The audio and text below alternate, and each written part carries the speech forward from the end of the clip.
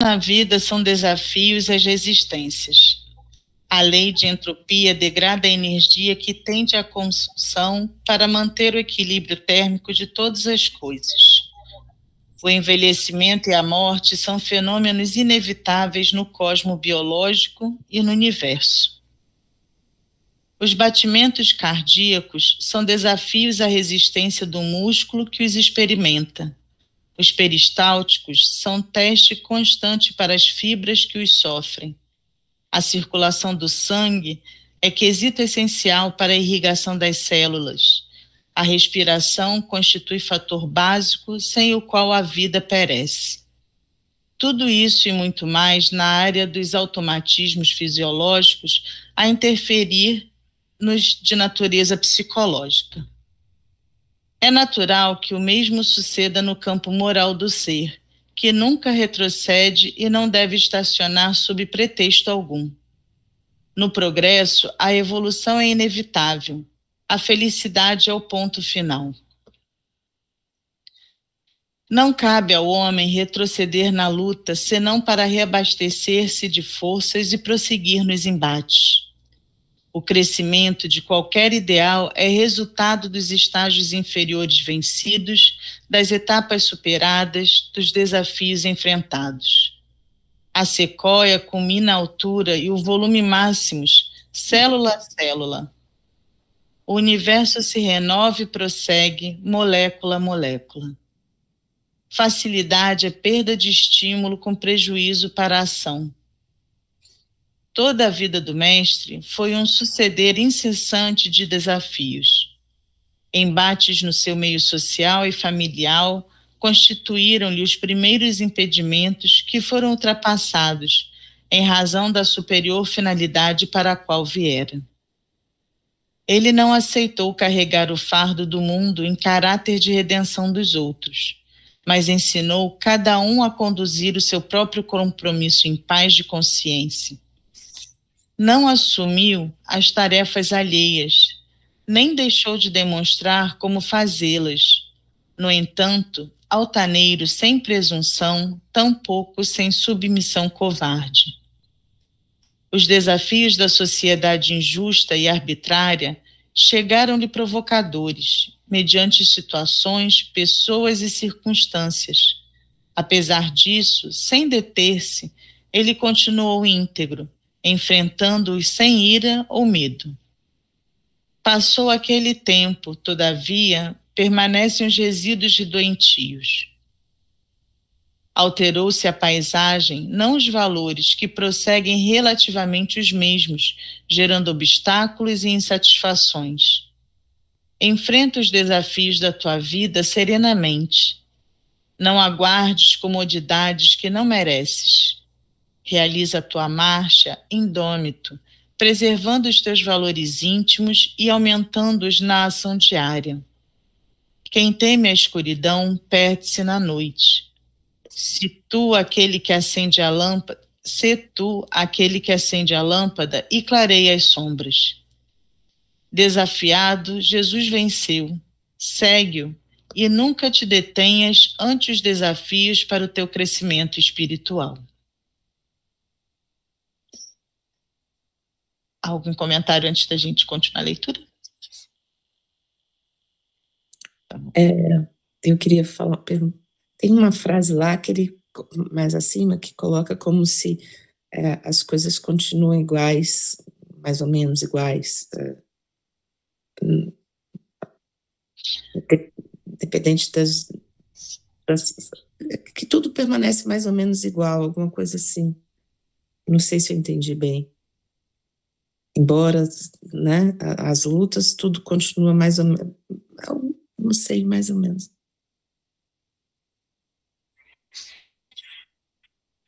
Os desafios, a época não enxerga ele. Ela botou aqui, ó. Passou aquele tempo, todavia, permanecem os resíduos doentios. Alterou-se a paisagem, não os valores, que prosseguem relativamente os mesmos, gerando obstáculos e insatisfações. É essa? É essa. Eu venho muito pensando nisso, né? Porque, assim, a gente vê desde a época de Jesus, ou muito antes de Jesus, quando os filósofos já falavam, já questionavam, já falavam de ética, uma série de coisas, né? Valores e tudo, e a gente vê a evolução humana, ela muito, muito, assim, lenta, né? Vamos dizer assim. A gente muda algumas coisas, a forma, mas dentro da gente, dentro do ser humano, ainda a gente vê as sementes ainda ali, né? Ainda nesse sentido. E aí, esses dias eu estava pensando, porque eu vi uma pessoa, né, que falou que isso era da condição humana. E eu assim, tentei, e de repente, eu olhei para um cachorro. Aí, quando eu olhei para o cachorro, eu falei assim, mas é isso, né? O cachorro nunca vai deixar de ser cachorro. O cachorro, ele pode, a gente até pode tentar humanizá-lo, ele pode ter, assim, ficar um cachorro manso, assim, tudo, mas ele vai ser cachorro. E eu vendo o ser humano, né? O ser humano vai ser ser humano. E aí há um questionamento, não sei, os espíritos não são homens, né? Não são seres humanos. Né? Os espíritos encarnam como homens, mas não são humanos, né? Isso. E aí, por quê? Porque aí a condição humana seria essa. A gente vir passar por isso porque é a condição humana. O espírito passa... Então, espíritos são humanos?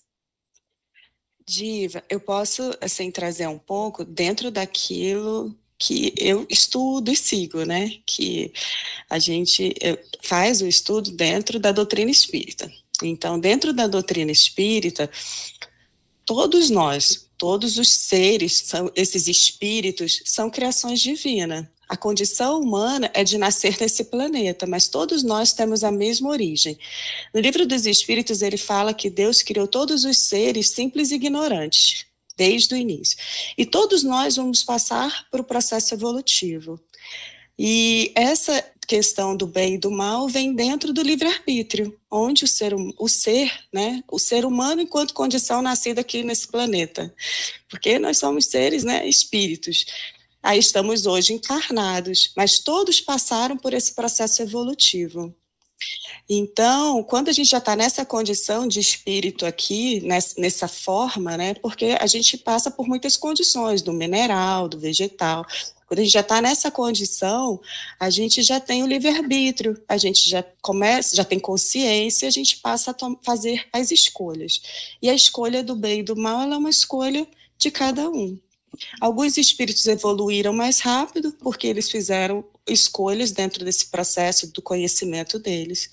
Então, a nossa condição de espírito, a gente traz a centelha divina, gravada na consciência, que é aquela noção do bem que a gente tem gravado na consciência. Mas nós podemos escolher. A gente pode escolher seguir o caminho que Jesus nos traz, né? Jesus traz todo um caminho evolutivo do bem, do perdão. E a humanidade passou por todo esse processo. Se a gente for olhar o processo da evolução da justiça, desse conceito, que vem lá atrás da vingança. Então, dentro daquilo que eu acredito, a nossa condição humana, ela é voltada para a semelhança a Deus, né? Que a gente foi feito à imagem e semelhança ali como seres ignorantes, mas no processo de crescimento.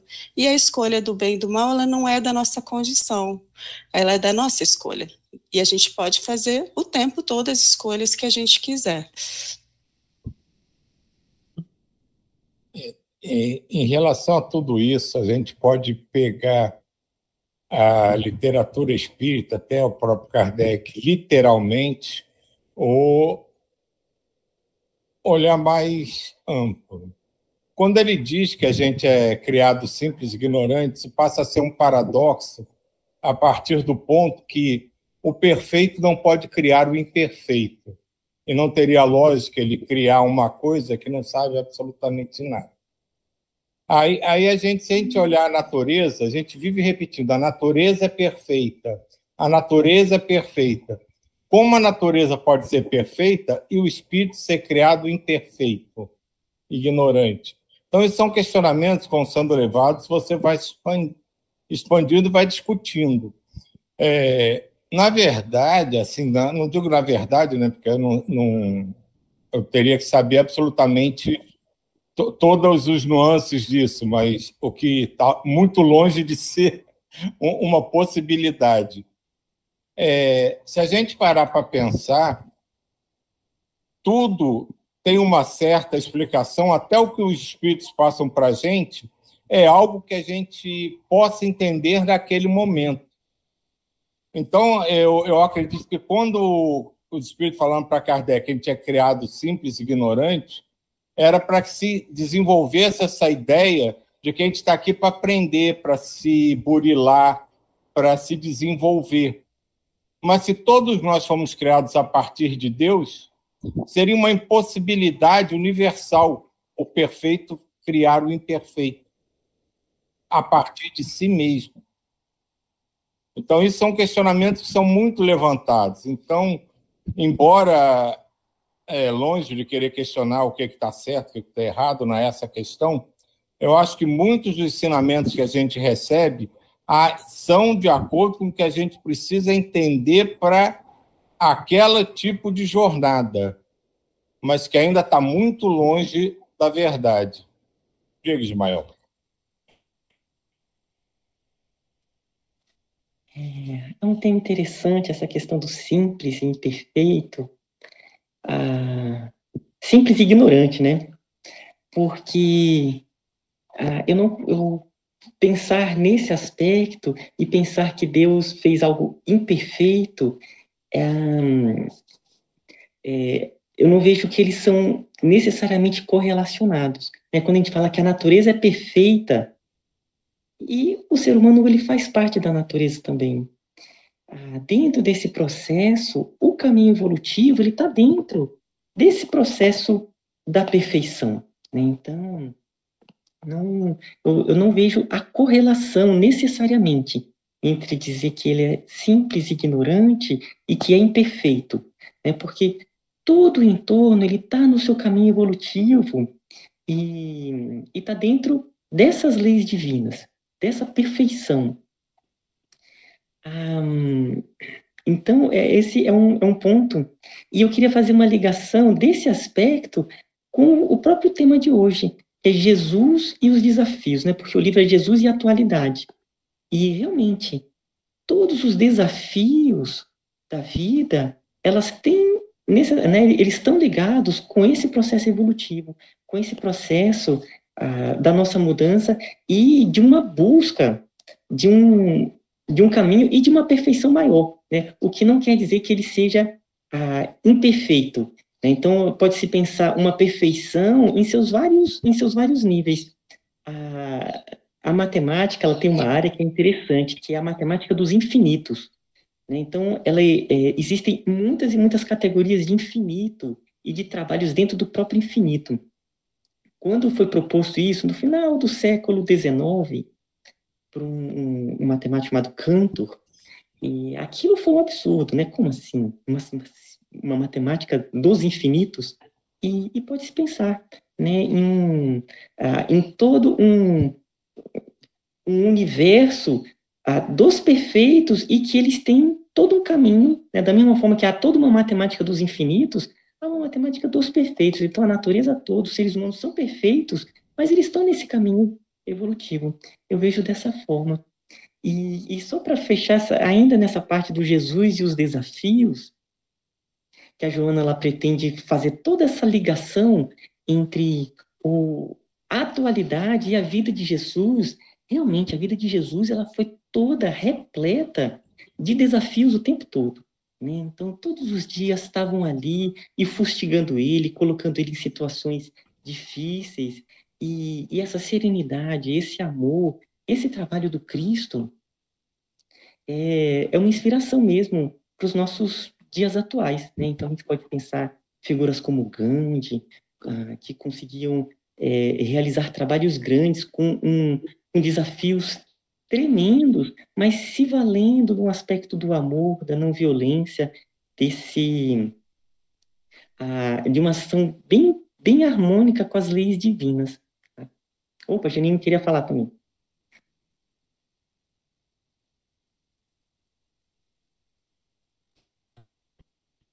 Janine?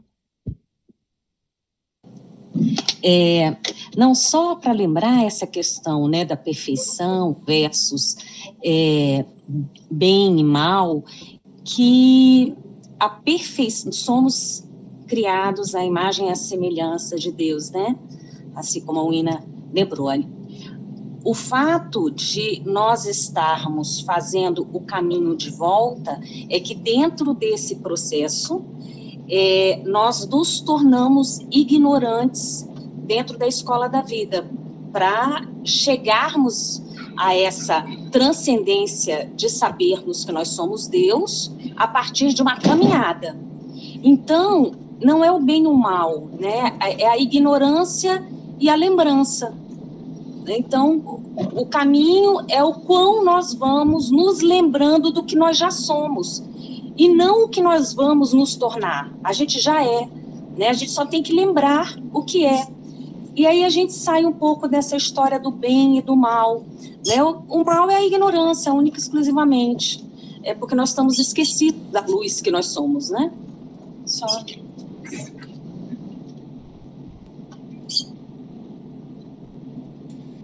Jair? Eu queria pegar uma palavra mágica, toda hora eles falam, alegria. Nós somos seres programados, nós somos estimulados. Aquilo que a Wina falou, nós temos uma centelha divina que nos impulsiona. Então, sendo primitivo ou não primitivo, você disse, então nós temos um caminho a seguir. E esse caminho, existe uma outra palavra que a gente não sabe ainda aquilo que o Silvio acabou de falar, que existe uma complexidade que nós ainda não temos, nosso vocabulário, nosso conhecimento é muito reduzido. Então, a gente fala, quando a gente segue no caminho do bem, a gente fica alegre, não fala assim, que nem alegre. E quando a gente faz alguma coisa mal, a gente sente os reflexos daquele mal que nós fazemos. Então, quer dizer, é difícil uma pessoa se comprazer no mal, de fazer a maldade.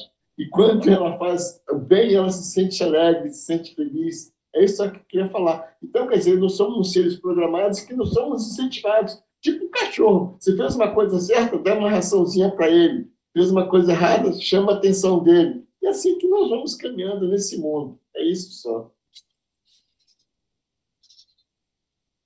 Diva. Continuando os meus questionamentos. Porque quando fala dos desafios de Jesus, claro, Jesus esteve lá, vários, mas todos esses desafios, eles permanecem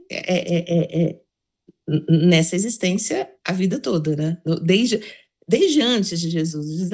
Quando a gente fala, a Wina falou de justiça e vingança, né? E se a gente parar para pensar, nós ainda somos vingativos na essência. Nós não sabemos aplicar a justiça, né? Então, a essência nossa ainda os desafios, as coisas. A gente mudou tecnologicamente, a gente mudou as frases, as palavras, as coisas, mas ainda temos os desafios que muito próximos aos 300 anos, 1000 anos atrás, né? E por isso que eu fiquei me questionando sobre isso. Nem foi tanto quanto bem, mal, nem nada. Quando a Janine colocou, né, desse aprendizado, da lembrança, do esquecimento, e eu acho que, para mim, né, eu tenho visto assim, mais ou menos, que é esse estágio aqui na Terra que a gente tem que viver isso. A gente está aqui para trabalhar, para melhorar e nessa luta, porque a possibilidade humana vai chegar até um X, né? Vamos dizer assim. E depois a gente vai para outra situação. Mas dentro disso, a gente está dentro das possibilidades do humano, né? Não do além do humano, porque somos espíritos, somos, né, isso, mas a gente, e aí eu falo porque assim, a gente tem visto tanta gente falando, nossa, tá tudo voltando, nossa, como as coisas, essas frases que estão sendo faladas inúmeras vezes, eu acho que muita gente daqui do grupo já ouviu falando, nossa, mas como isso está acontecendo igual, como isso está voltando, como é que pode agora? E aí eu fico assim, porque realmente da nossa condição. Ainda somos espíritos que temos que passar por esses desafios que estão aí sempre. E depois, se a gente conseguir passar por todos eles e tudo ele evoluir, a gente não vai estar mais aqui, né? Isso.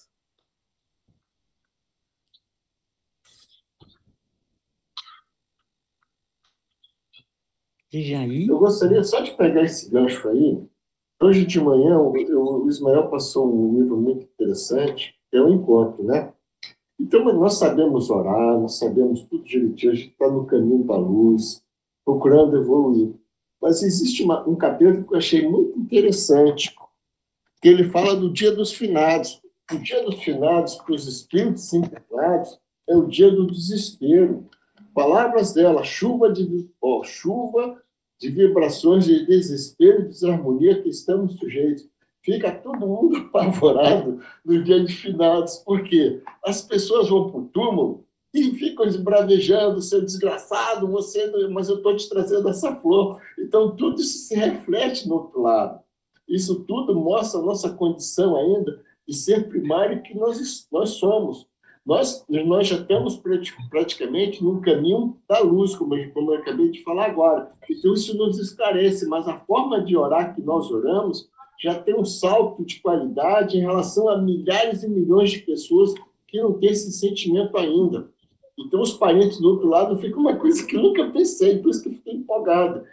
Que no dia de finados a gente pensa que é um dia de paz, de levar amor, de levar... Não, por outro lado, é um dia de desespero, de pavor e tudo mais. É uma coisa só que eu queria acrescentar, era só isso.